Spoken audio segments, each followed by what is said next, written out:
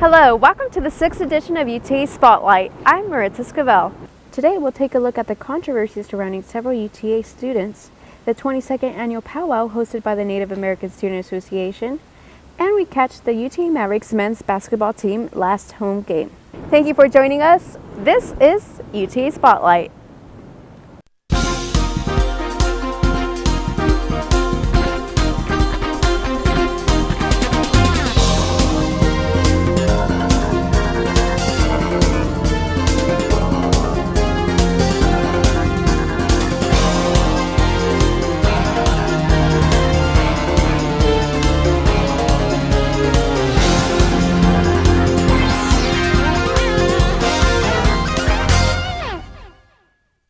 Social media is a 21st century preferred method of communication, but how important is it to be consistent online the way you would face-to-face?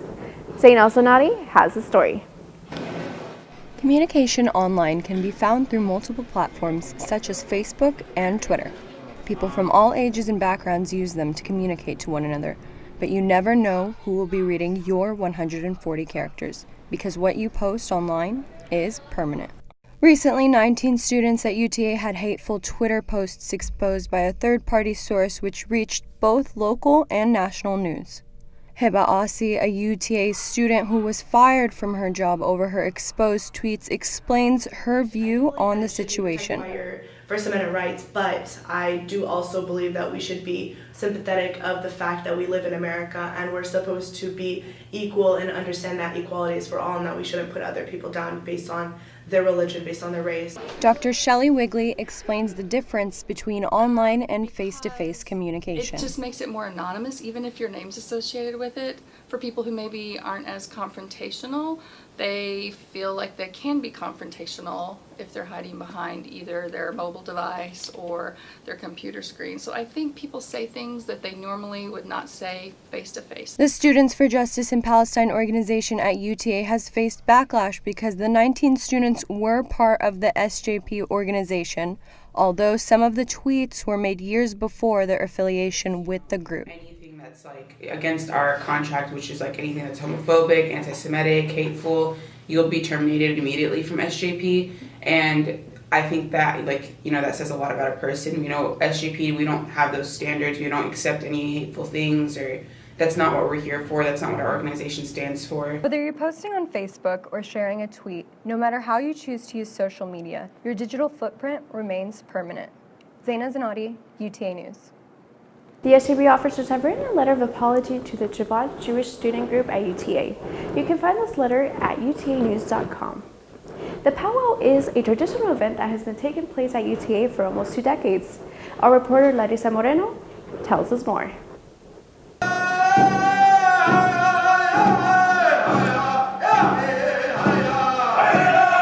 Drums echoed throughout the Blue Bonnet Ballroom as the Native American Student Association held their 22nd annual powwow event, in which they celebrate their culture that allows them to keep their Native American traditions within their own families and community. People from different states came to celebrate. To them, it represents a sense of connectedness not only to themselves, but Earth. So it's something that we love to share, and it feels really good for us to come together to celebrate those dances, to celebrate our different cultures and our different foods. So it's just a really good time. The long day event featured traditional food and different vendors selling their unique traditional and modern arts, handmade crafts such as paintings, pottery, and jewelry. The Indian dressing captured the different tribes that assisted that day, and the dressing is usually handmade and very detailed. And you gotta have the money if you want to buy it, but I didn't have the money, so I had to learn how to make this as a young kid. My mom and dad told us, if you want it, you have to make it. This is where I'm at now. A lot of my feathers were given to me because of my style of dancing. The night ended with the most awaited, which was the different dancing competitions, such as the Native American dance or American Indian dance.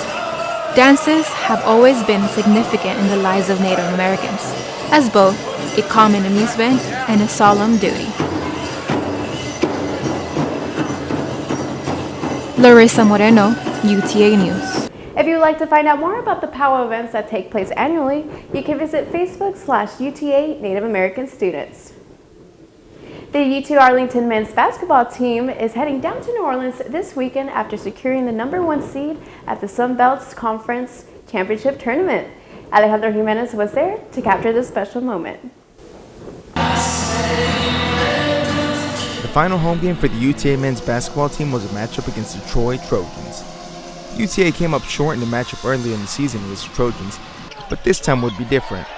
It was an emotional.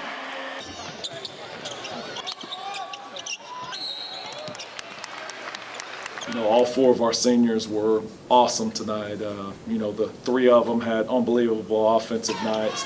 Drew hit a couple of big threes as well, but then if you look at his defense and what he did against a guy who was absolutely on fire the previous time, he did an unbelievable job.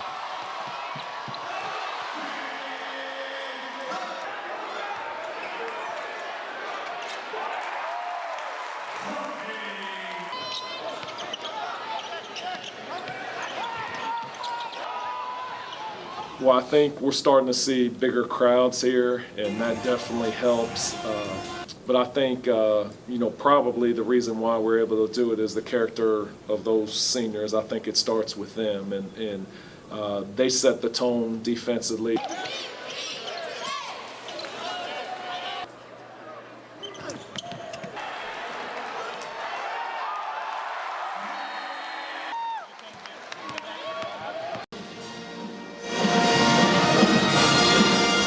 I'm not looking forward to that last game because I know I'll probably cry like a baby when we lose those guys because of what they meant to the program.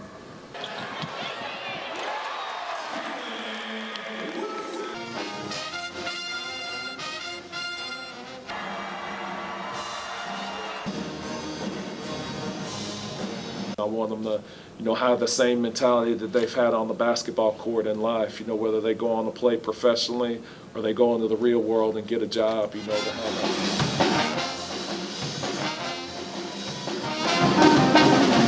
The Sun Belt Conference Tournament will begin on Wednesday and on Sunday. However, the UTA Mavs will be playing this Friday due to their first round bye. This is all we have for the 6th edition of UTA Spotlight, Spring 2017. I'm Maritza Esquivel, and on behalf of our producer Maria Martinez and videographer Adrian Cardenas, we would like to thank you for watching UTA Spotlight.